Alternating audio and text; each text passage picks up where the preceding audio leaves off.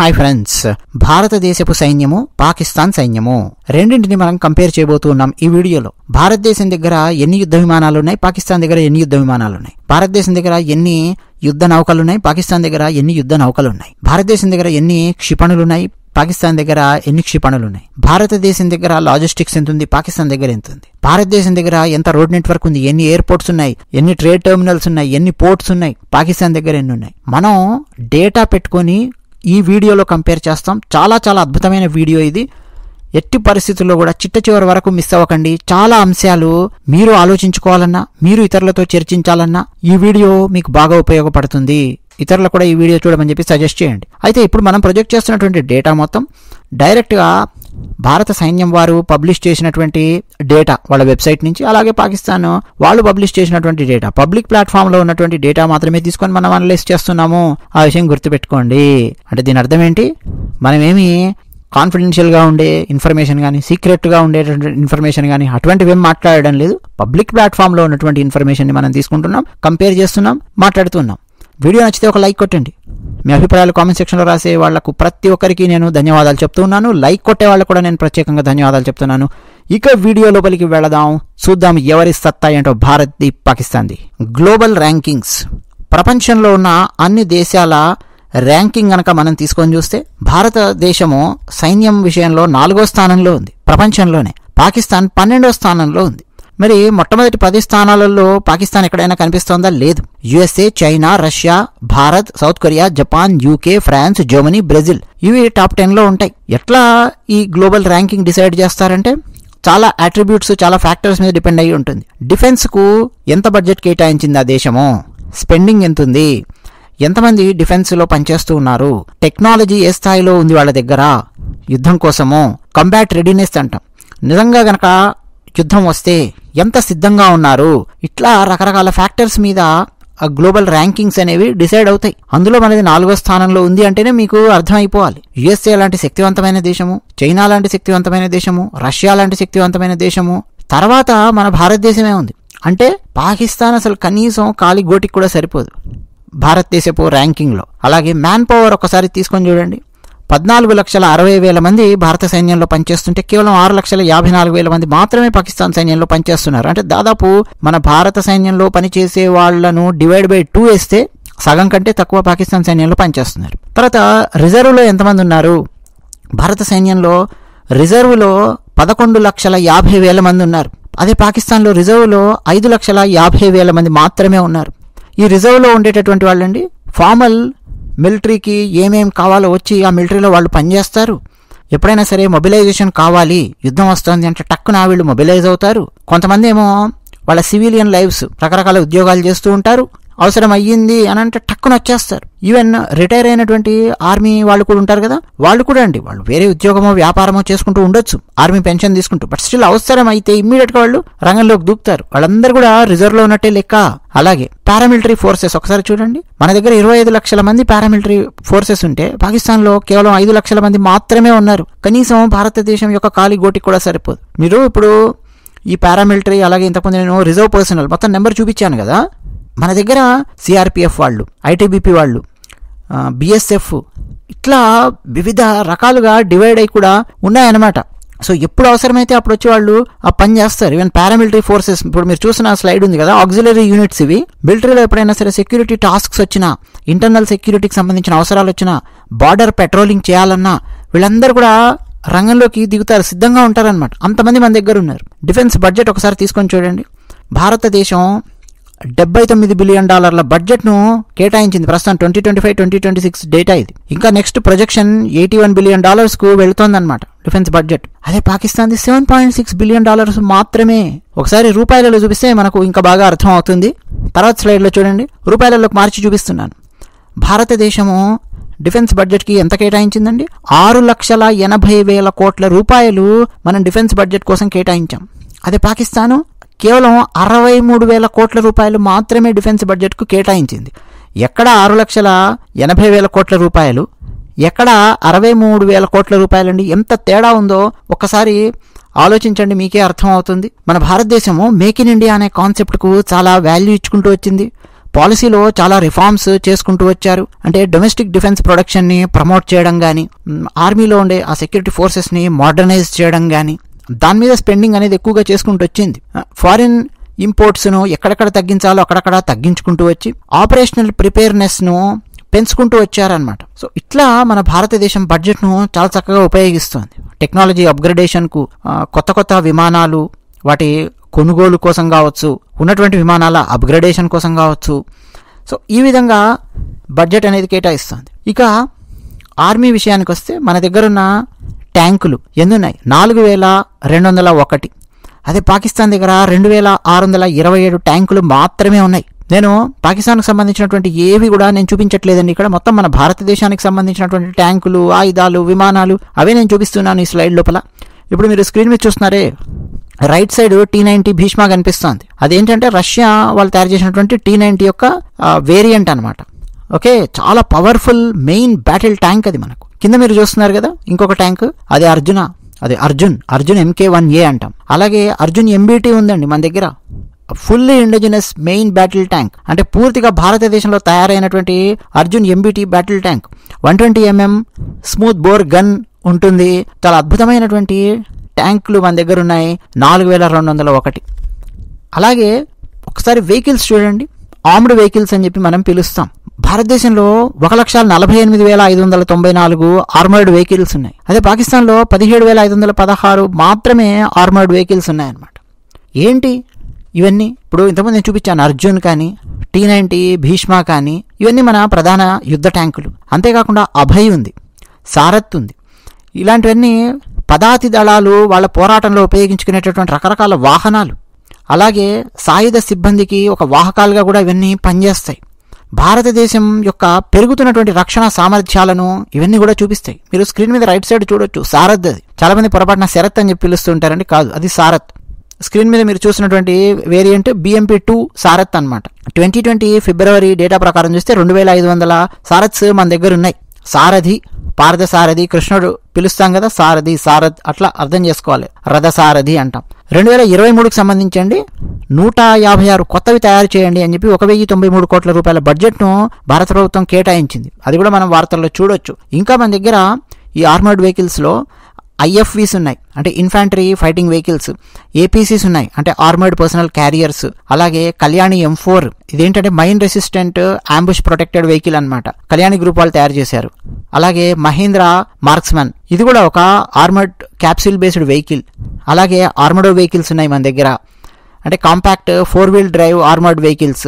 High ఆల్టిట్యూడ్లో rough టెరైన్స్లో operations చేపట్టాలి అని అంటే దానికి కావాల్సినటువంటి వెహికల్స్ ఉన్నాయి. ఇవన్నీ మన దగ్గర అండి. ఓవరాల్గా 1,48,594 ఉంటే పాకిస్తాన్ దగ్గర కేవలం 17,516 మాత్రమే ఉన్నాయి. ఓకే, అయితే పాకిస్తాన్ దగ్గర ఎక్కువ ఏమున్నాయి అన్నది కూడా మనము ఒకసారి తీసుకొని చూస్తే, సెల్ఫ్ ప్రొపెల్డ్ ఆర్టిలరీ అది కనుక తీసుకొని చూస్తే మన దగ్గర 100 ఉన్నాయి. పాకిస్తాన్ దగ్గర ఇవి ఎక్కువగా ఉన్నాయి, 662 ఉన్నాయి.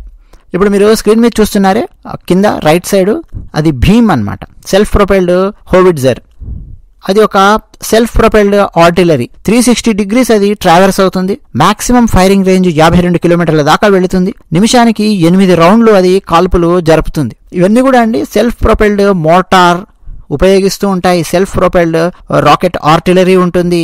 చాలా హై మొబిలిటీ వెహికల్స్ అనమాట ఇవన్నీ కూడా. తర్వాత టోడ్ ఆర్టిలరీ అంటాం. భారతదేశం దగ్గర 3,975 ఉంటే పాకిస్తాన్ దగ్గర 2,629 మాత్రమే ఉన్నాయి. ఇంతకుముందు మనం చూసినటువంటి సెల్ఫ్ ప్రొపెల్డ్ కి ఈ టోడ్ కి డిఫరెన్స్ ఏంటంటే, ఈ టోడ్ అన్నవి తనంతట తానే మూవ్ అవ్వవు.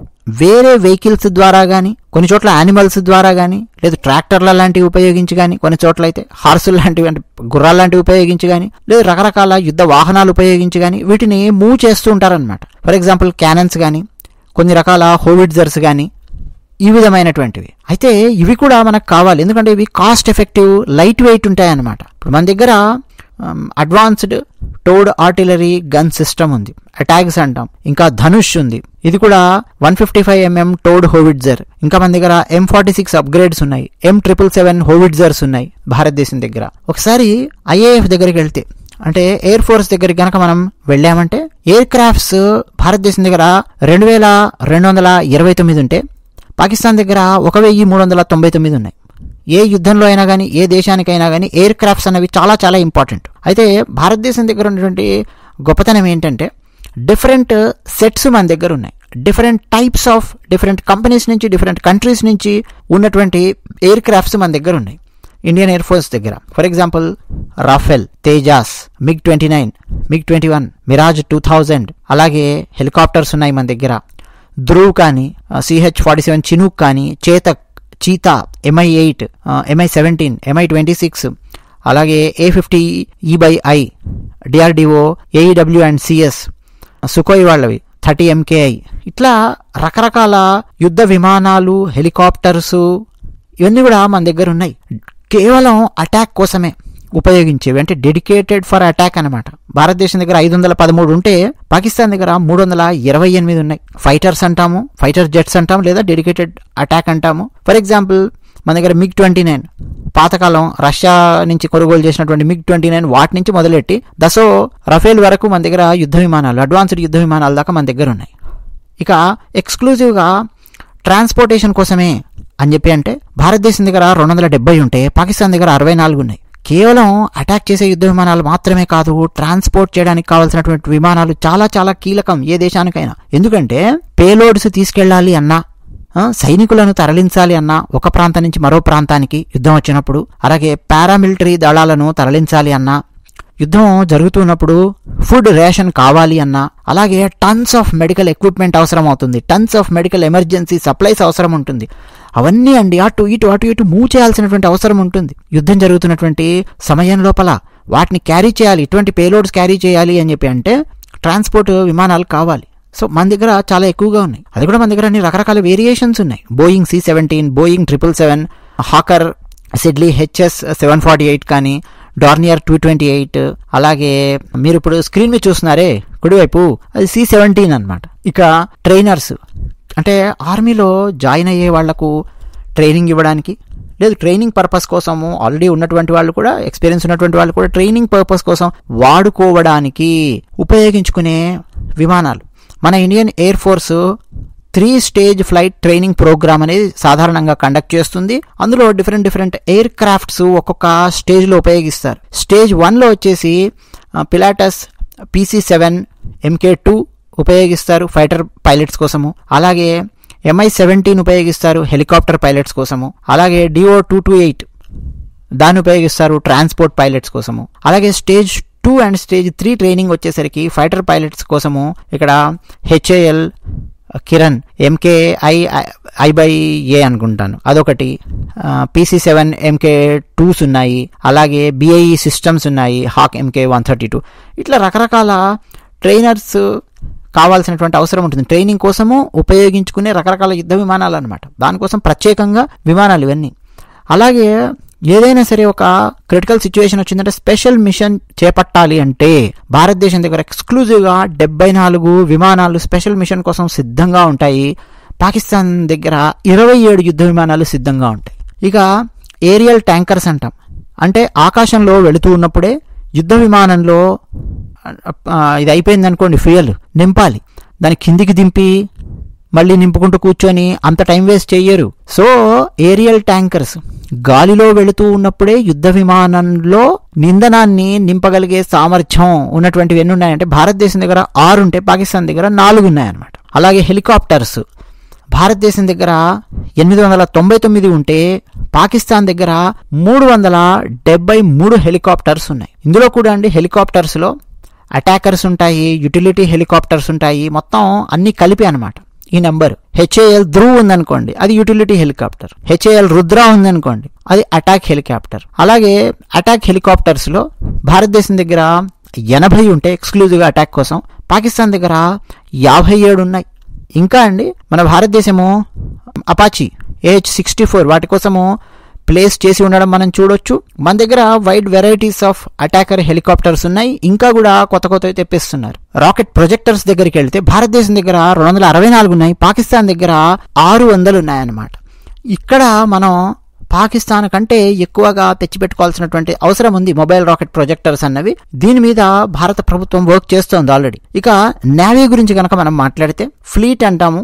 నేవీ ఫ్లీట్ స్ట్రెంగ్త్ మనది 293 అయితే పాకిస్తాన్ది 121 నేవీ ఫ్లీట్లో అండి. అంటే రకరకాల క్యారియర్స్ ఉంటాయి. 2 మన దగ్గర ఎయిర్ క్రాఫ్ట్ క్యారియర్స్ ఉన్నాయి. అలాగే ఆంఫిఫీబియస్ వార్ఫేర్ షిప్స్ అలాంటివి, సబ్మెరైన్స్, మళ్ళీ destroyers, frigates, corvettes, survey vessels, tracking ships, patrol vessels, patrol boats, offshore patrol vessels, ఇంకా రకరకాల షిప్స్, రకరకాల బోట్స్ మన భారత సైన్యం దగ్గర ఉన్నాయి. సబ్మెరైన్స్ విషయానికి వస్తే భారతదేశం దగ్గర 18 సబ్మెరైన్స్ ఉంటే పాకిస్తాన్ దగ్గర 8 సబ్మెరైన్స్ ఉన్నాయి. మీ అందరికి తెలిసే ఉంటుంది సబ్మెరైన్స్ అనగానే సముద్రం నీళ్ల లోపల అవి ప్రయాణం చేస్తాయి. మీరు ఘాజీ సినిమా కూడా చూసి ఉండొచ్చు. సముద్రం లోపల అవి ప్రయాణం చేస్తూ చాలా ఇన్ఫర్మేషన్, చాలా డేటా కలెక్ట్ చేస్తుంటాయి. అవసరమైతే అవి దాడి చేయడానికి కూడా సిద్ధంగా ఉంటాయి. మల్టీపర్పస్ యూసేజ్ ఉంటుంది సబ్మెరైన్స్ అన్నది. సో భారతదేశం దగ్గర ఎక్కువగా ఉన్నాయి. అలాగే డెస్ట్రాయర్స్, ఎక్స్క్లూజివ్గా డెస్ట్రాయర్స్ అంటే మన భారతదేశం దగ్గర 13 డెస్ట్రాయర్స్ ఉన్నాయి. పాకిస్తాన్ దగ్గర 0 డెస్ట్రాయర్స్. ఇది చాలా ముఖ్యమైనది. జనరల్గా అండి మన దగ్గర ఉన్నటువంటి నెంబర్స్ అన్ని డెస్ట్రాయర్స్ నెంబర్స్ D60, D61 ఇలా ఉంటాయి. వీటి డిస్ప్లేస్మెంట్ టన్స్లో కనుక చూస్తే 7,500 టన్నులు అలా ఉన్నటువంటి డెస్ట్రాయర్స్ మన దగ్గర ఉన్నాయి. అలాగే ఫ్రిగేట్స్ అంటాం. ఈ ఫ్రిగేట్స్ అనేవి సాధారణంగా డెస్ట్రాయర్స్కు కార్వెట్టెస్కు మధ్యలో ఉంటాయి. నావెల్ వెజల్స్ ఫ్రిగేట్స్ మన దగ్గర 14 ఉంటే పాకిస్తాన్ దగ్గర 9 ఉన్నాయి. అలాగే ఎగ్జాంపుల్ తీసుకుంటే మన దగ్గర నీలగిరి క్లాస్ ఫ్రిగేట్స్ ఉన్నాయి. ఇవన్నీ కూడా అండి ఫార్మల్గా క్లాసిఫికేషన్ కనుక చేస్తే ప్రాజెక్ట్ 17 ఆల్ఫా ఫ్రిగేట్స్, P-17A అంటాం. అలాగే స్టెల్త్ గైడెడ్ మిసైల్ ఫ్రిగేట్స్ ఉన్నాయి. శివాలిక్ క్లాస్ ఉన్నాయి, తల్వార్ క్లాస్ ఉన్నాయి, బ్రహ్మపుత్ర క్లాస్ ఉన్నాయి. అంటే రకరకాల క్లాసెస్కి చెందిన అంటే రకరకాల వైడ్ వెరైటీస్ ఆఫ్ ఫ్రిగేట్స్ మన దగ్గర ఉన్నాయి. అలాగే కార్వెటెస్ అంటాం. కార్వెట్ అనేది ఏంటంటే ఒక స్మాల్ వార్షిప్ అనమాట. ఎక్కువగా కార్వెట్స్ 2వ ప్రపంచ యుద్ధంలోనూ వాడారు. అప్పటి నుంచి రకరకాల అప్గ్రేడేషన్స్ అన్ని చూసుకుంటూ వస్తుంది ప్రపంచం అనేది. స్మాల్ వార్షిప్ అనుకోండి కార్వెట్ అంటే. అయితే మన దగ్గర రకరకాల వేరియేషన్స్. ఇప్పుడు విశాఖపట్నం లోపల కనుక చూస్తే హోమ్ పోర్ట్ విశాఖపట్నము కమోర్టా క్లాస్ అని చెప్పి ఉంటుంది. సరే ఇంగ్లీష్లో క్యామోటా క్లాస్ రకరకాలుగా పిలుస్తారు. బట్ అటువంటివి కార్వెట్స్ మన దగ్గర 18 ఉంటే పాకిస్తాన్ దగ్గర కేవలం 9 ఉన్నాయి. అలాగే పెట్రోల్ చేసే వెజల్స్ భారతదేశం దగ్గర 135 ఉంటే పాకిస్తాన్ దగ్గర కేవలం 69 మాత్రమే ఉన్నాయి. ఇవి చాలా కీలకం పెట్రోలింగ్ అన్నది. ఇప్పుడు మన దగ్గర ఎగ్జాంపుల్ తీసుకుంటే సరయూ ఉంది. పోర్ట్ బ్లేర్ అండమాన్కి వెళ్తే సరయూ క్లాస్కి చెందినటువంటి అది మనం చూడొచ్చు పెట్రోల్ వెజల్స్. అలాగే కొచ్చి వెళ్ళారనుకోండి కేరళ సైడ్ సునైనా క్లాస్. అలాగే చెన్నైకి వెళ్తే సుమిత్ర. ఇవన్నీ కూడా పేర్లు అండి, ఆ పెట్రోల్ వెజల్స్ యొక్క పేర్లు అనమాట. ఇక ఎయిర్ క్రాఫ్ట్ క్యారియర్స్ మన దగ్గర 2 అద్భుతమైన ఎయిర్ క్రాఫ్ట్ క్యారియర్స్ ఉన్నాయి. అవసరమైతే ఈ షిప్ మీద నుంచి ఫ్లైట్స్ ఎగరగలిగే విధంగా రన్వే ఉంటుంది. చాలా అడ్వాంటేజెస్ అనమాట ఇవి. మన దగ్గర ఒకటి INS విక్రాంత్ 45,000 టన్నుల డిస్ప్లేస్మెంట్ పూర్తిగా భారతదేశంలో తయారైందండి విక్రాంత్. అలాగే INS విక్రమాదిత్య ఇది మాత్రం రష్యా వారు తయారు చేశారు. మనకు కావాల్సినటువంటివన్నీ కూడా మనం ఆ వేరియేషన్ ఏమేం కావాలని మనం తయారు చేయించుకున్నాం. అది 45,000 టన్నులు ఉంటుంది విక్రమాదిత్య కూడా డిస్ప్లేస్మెంట్. సో ఇలాంటి 2 అద్భుతమైన ఎయిర్ క్రాఫ్ట్ క్యారియర్స్ ఉన్నాయి. ఇది అసలు ఒక్కసారి అటు పాకిస్తాన్ సైడ్ మూవ్ అవుతుందంటేనే వాళ్ళ గుండెల్లో దడబడుతూ ఉంటుంది. ఎందుకంటే ఎయిర్ క్రాఫ్ట్స్ చాలా ఈజీగా ఇది రన్వే లాగా దీన్ని ఉపయోగించుకొని సముద్రం లోపల నుంచే అంటే ఎక్కడి నుంచి ఫ్లైట్ వస్తుందో కూడా వీళ్ళకి తెలియనటువంటి పరిస్థితి అనమాట. ఇది ఆగినటువంటి ప్లేస్ నుంచి టక్కున రన్వేగా దీన్ని వాడుకుంటాయి. ఇక్కడ ఫ్లైట్ ఎగురుతుంది. అంటే ఏ డైరెక్షన్ నుంచి అయినా సరే వాళ్ళకు కొట్టడానికి అవకాశం ఉంటుంది. కేవలం కాశ్మీర్ డైరెక్షన్ నుంచే వచ్చి ఆ POK నుంచి వస్తారు, కాశ్మీర్ నుంచి అటు నుంచి మాత్రమే వీళ్ళ ఫ్లైట్ ఎగురుతూ వచ్చి కొడతాయని కాదు. అవసరమైతే గుజరాత్ అక్కడి నుంచి వెళ్ళి కొడతాయి. ఇంకా పాకిస్తాన్ అరేబియా సీలో ఇంకా కిందికి వెళ్ళిపోయి ఇది అక్కడ ఆగింది అనుకోండి విక్రాంత్ కానీ విక్రమాదిత్య కానీ అక్కడి నుంచి భారత యుద్ధ విమానాలు IAF ఎగిరి అట్నుంచి వెళ్ళి పాకిస్తాన్లో ఉన్నటువంటి మరో ప్రాంతాన్ని మరో డైరెక్షన్ నుంచి కూడా కబళించేటటువంటి అవకాశం ఉంటుంది. వాళ్ళ పోర్ట్స్ ధ్వంసం చేయడానికి కూడా చాలా ఉపయోగించుకునే విధంగా ఎయిర్ క్రాఫ్ట్ క్యారియర్స్ తయారు చేశారు. ఇక మైన్ వార్ఫేర్ షిప్స్ ఇదే అండి. భారతదేశం దగ్గర 0 ఉన్నాయి, పాకిస్తాన్ దగ్గర 3 ఉన్నాయి. ఇవి మనం పెంచుకోవాల్సినటువంటి అవసరం ఉంది. దాని మీద ఆల్రెడీ భారత ప్రభుత్వం పనిచేస్తోంది. దానికి సంబంధించి కూడా చాలా వార్తలు ఉన్నాయి. న్యూక్లియర్ వార్ హెడ్స్ మీకు గుర్తుందో లేదో 2019లో కూడా మన ఛానల్లో ఒకసారి భారత్ పాకిస్తాన్ మధ్య ఈ యుద్ధ విమానాలు ఎన్నున్నాయి, నౌకలు ఎన్నున్నాయి, క్షిపణులు ఎన్నున్నాయి ఇవన్నీ మనం చెప్పాం. 2019 ఇప్పుడు ఎన్ని సంవత్సరాలు అయిందండి? దాదాపు 6 సంవత్సరాలు అయింది. అప్పుడు నేను ప్రొజెక్ట్ చేసి చూపించినటువంటి డేటా ఉంది. ఆ డేటా లోపల మీరు తీసుకొని చూస్తే పాకిస్తాన్ దగ్గర ఎక్కువగా ఉన్నాయి న్యూక్లియర్ వార్ హెడ్స్, అణ్వాయుధాలు క్యారీ చేయగలిగేవి న్యూక్లియర్ వార్ హెడ్స్. పాకిస్తాన్ దగ్గర ఎక్కువ, మన దగ్గర తక్కువగా ఉన్నాయి 2019లో డేటా తీసుకొని చూస్తే. కానీ ఇప్పుడు మన భారతదేశం దగ్గర ఎక్కువగా ఉన్నాయి. ఇన్ఫాక్ట్ పోయిన సంవత్సరం జనవరి 2024 డేటా తీసుకొని చూస్తే మన దగ్గర పాకిస్తాన్ కంటే 2 ఎక్కువగా ఉన్నాయి. 172 ఉంటే పాకిస్తాన్ దగ్గర 170 ఉన్నాయి. పోయిన సంవత్సరం 1.3 months బ్యాక్ డేటా చూస్తే. ఇప్పుడు చూస్తే అండి భారతదేశం దగ్గర మొత్తం న్యూక్లియర్ వార్ హెడ్స్ పాకిస్తాన్ కంటే 10 ఎక్కువగా ఉన్నాయి. 180 ఉన్నాయి. సిద్ధం చేసి పెట్టేశారండి. ఈ సంవత్సరం లోపల సిద్ధం చేసి పెట్టారు. అంటే ఈ 6 సంవత్సరాలలో కూడా మీరు తీసుకొని చూస్తే దాదాపు 20 to 25 అదనంగా న్యూక్లియర్ వార్ హెడ్స్ సిద్ధం చేసి పెట్టింది భారత ప్రభుత్వం. చాలా సైలెంట్గా పనిచేసేస్తున్నారు చూడండి.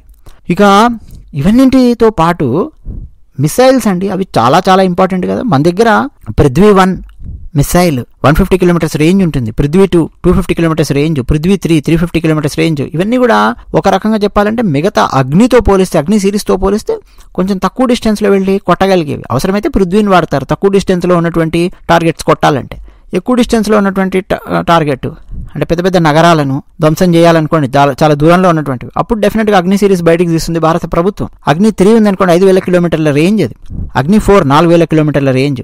అగ్ని-5 ఆపరేషనల్ రేంజ్ దాదాపు 7,000 నుంచి 8,000 కిలోమీటర్లు ఉంటుంది. 2018లో టెస్ట్ చేశారు, అది రెడీగా ఉంది. అగ్ని-5 అన్నది అంటే 7,000 to 8,000 కిలోమీటర్ల దాకా అది వెళ్ళగలదు అని అంటే ఒకసారి ఆలోచించండి. యూరోపియన్ దేశాల దాకా అది ప్రయాణం చేయగలదు అగ్ని-5. అగ్ని-6 16,000 కిలోమీటర్ల దూరం ఉండే విధంగా దాన్ని డెవలప్ చేస్తూ ఉన్నారు. అసలు ఈ మిసైల్స్కి న్యూక్లియర్ వార్ హెడ్స్ని, అణ్వాయుధాలను వాటికి అనుసంధానం చేసి ప్రెసిషన్తో కరెక్ట్గా వదిలారనుకోండి, ఇంకేం జరుగుతుందో మీరే ఊహించుకోవచ్చు. ఇంకా ఆకాష్ మిసైల్ ఉంది మన దగ్గర, బ్రహ్మోస్ మిసైల్స్ ఉన్నాయి, రష్యా అండ్ భారతదేశం కలిపి తయారు చేసుకుంటున్నటువంటివి. అలాగే యాంటీ బ్యాలిస్టిక్ మిసైల్స్ ఉన్నాయి. సాగరిక K-15 ఉంది, K-4, ఇట్లా ఎన్నో వేరియేషన్స్ ఉన్నాయండి మిసైల్స్ విషయానికి, క్షిపణుల విషయానికి వస్తే. ఇక వీటన్నింటితో పాటు చాలా కీలకమైనది, అంటే ఇప్పటి వరకు మధ్యలో వదిలిపెట్టకుండా విన్నటువంటి వాళ్ళందరి కోసం అండి ఇంకా లాభం కలిగే విధంగా మరికొన్ని అంశాలు నేను చెప్తూ ఉన్నాను. ఫైనాన్షియల్ పవర్ అనేది చాలా ముఖ్యం. ఏ దేశానికైనా సరే యుద్ధం వచ్చిందంటే, నా దగ్గర అన్ని బాంబులు ఉన్నాయి, ఇన్ని బాంబులు ఉన్నాయి, అన్ని విమానాలు ఉన్నాయి, ఇన్ని విమానాలు ఉన్నాయి, అన్నీ ఓకే. బట్ నీ దగ్గర ప్రస్తుతం పరిస్థితి ఏంటి? చిప్ప చేత పట్టుకొని అడుక్కు తింటున్నావా? పైసలున్నాయా లేవా? రేపు యుద్ధం వస్తే ఏమన్నా వేరే దేశాల నుంచి కొనుక్కోవాల్సినటువంటి ఏమన్నా కొనుక్కోవాలంటే దగ్గర పైసలు ఉన్నాయా లేదా? ఎస్, మన దగ్గర అండి ఫినాన్షియల్ పవర్, ఫారిన్ రిజర్వ్స్ అంటాం, ఫారెక్స్ అంటాం. చాలాసార్లు నేను దీన్ని ప్రొజెక్ట్ చేస్తుంటాను కూడా మధ్య మధ్యలో చాలా వీడియోస్లో. భారతదేశం దగ్గర ప్రస్తుతం $627 బిలియన్ ఫారిన్ కరెన్సీ మన దగ్గర ఉంది. పాకిస్తాన్ దగ్గర అండి $13.7 బిలియన్ ఫారిన్ కరెన్సీ మాత్రమే ఉంది. అంటే దాదాపు అడుక్కుతినే పరిస్థితిలో ఉంది ఆ దేశం అని చెప్పి అర్థం. జస్ట్ గట్టిగా 2 రోజులు యుద్ధం కనుక చేసే సిచ్యువేషన్ వస్తే ఆ ఫారెక్స్ నిల్వలు మొత్తం తరిగిపోతాయి. తర్వాత వాళ్ళు ఏమన్నా కొనుక్కోవాలన్నా, ఇంధనం కొనాలన్నా, ఏం చేయాలన్నా ఈ ఫారెక్సే అవసరం అనమాట. ఇక ఫినాన్షియల్ డామినెన్స్ అనేది ఒకసారి కనుక మనం తీసుకొని చూస్తే, ఎవరు బాగా డామినేట్ చేస్తున్నారు ఫినాన్షియల్గా అంటే, సరే చిన్నపిల్లవాడిని అడిగినా భారతదేశం అని చెప్తాడు. కానీ మనం అలా చెప్పకూడదు కదా, నెంబర్లో చెప్పాలి కదా, స్టాట్స్లో చెప్పాలి కదా, ఒక ఎకనామిక్ థియరీతో చెప్పాలి కదా. దాన్ని PPP అంటాం, పర్చేసింగ్ పవర్ ప్యారిటీ అంటాం. భారతదేశం యొక్క పర్చేసింగ్ పవర్ ప్యారిటీ $13.1 ట్రిలియన్, పాకిస్తాన్ది $1.34 ట్రిలియన్. సింపుల్గా మీకు అర్థం చేయించాలంటే, $1కు అమెరికాలో ఎన్ని వస్తువులు వస్తాయి, $1కు భారతదేశంలో ఎన్ని వస్తువులు వస్తాయి ఆలోచించండి. ఇంకా సింపుల్గా చెప్తాను, అమెరికాలో ఎక్కడో వెళ్ళి ఒక లంచ్ చేశారనుకోండి, $10 ఖర్చు అయింది అనుకుందాం. భారతదేశంలో అదే $10 పెట్టారనుకోండి, ఎన్ని రోజులు లంచ్ చేయొచ్చండి భారతదేశంలో? సేమ్ అంతే అద్భుతంగా చెప్పండి. భారతదేశంలో $200 పెడితే ఒక మహారాజా వైభోగం లాంటి ఒక అద్భుతమైన లంచ్ దొరుకుతుంది $200 పెడితే కదా. సో ఎట్లా లెక్కేస్తారంటే, అదే $10 డబ్బుకి అమెరికాలో లంచ్ దొరికితే భారతదేశంలో ఎన్ని రోజులు లంచ్ చేయొచ్చు, లేదా భారతదేశంలో ఎన్ని ప్రోడక్ట్స్ దొరుకుతాయి, ఎన్ని సర్వీసెస్ దొరుకుతాయి అదే డబ్బు పెడితే. ఇట్లా లెక్కలు వేస్తారనమాట. ఓకే, షార్ట్ కట్లో చెప్తున్నాను. సో భారతదేశము పవర్ ఎంత ఉంది? $13.1 ట్రిలియన్ ఉంది కొనగలిగే సామర్థ్యం, పర్చేసింగ్ పవర్ ప్యారిటీ. అదే పాకిస్తాన్ దగ్గర 1.34 మాత్రమే. లాజిస్టిక్స్ తీసుకొని చూడండి, ఎయిర్పోర్ట్స్ మన భారతదేశంలో 311 ఉన్నాయి, పాకిస్తాన్లో 116 మాత్రమే ఉన్నాయి. లాజిస్టిక్స్ చాలా ఇంపార్టెంట్ కదండి. యుద్ధం వచ్చిందంటే ఆర్మీ మూవ్ అవ్వాలన్నా, ఇప్పుడు మనం చెప్తున్నాం మిలియన్ల కొద్దీ మన దగ్గర ఆర్మీ వాళ్ళు సిద్ధంగా ఉన్నారు అని చెప్పి, బట్ వాళ్ళందరూ మూవ్ అవ్వాలంటే ఎయిర్పోర్ట్స్, రైల్వే స్టేషన్స్, నెట్వర్క్ చాలా ఇంపార్టెంట్ కదా లాజిస్టిక్స్. సో భారతదేశం దగ్గర 311 ఎయిర్పోర్ట్స్. అలాగే పోర్ట్స్ తీసుకొని చూద్దామా, అంటే షిప్స్ మూవ్ అవ్వాలన్నా, అలాగే ట్రేడ్ టెర్మినల్స్ కానీ భారతదేశం దగ్గర 56 ఉంటే పాకిస్తాన్ దగ్గర 3 మాత్రమే ఉన్నాయి. దాని అర్థం ఏంటో తెలుసా? గట్టిగా వాళ్ళ దగ్గర ఉన్నటువంటి 3 పోర్ట్స్ లేదా ట్రేడ్ టెర్మినల్స్ని అష్టదిగ్బంధనం చేసింది అనుకోండి భారతదేశం, ఒక్క నొక్కింది అనుకోండి, ఆ 3 పోర్ట్స్ నుంచి ఒక్క షిప్ కూడా బయటికి వెళ్లకుండా, ఒక్క షిప్ కూడా లోపల రాకుండా అవుట్. పాకిస్తాన్ లోపల ఉన్నటువంటి జనాలు తిండి లేక గిలగిల్లాడతారు, చాలా వస్తువులకు కావాల్సిన రా మెటీరియల్ లేక గిలగిల్లాడతారు, చాలా మెడికల్ ఎక్విప్మెంట్ రాక గిలగిల్లాడతారు, చాలా సమస్యలు ఫేస్ చేస్తారు.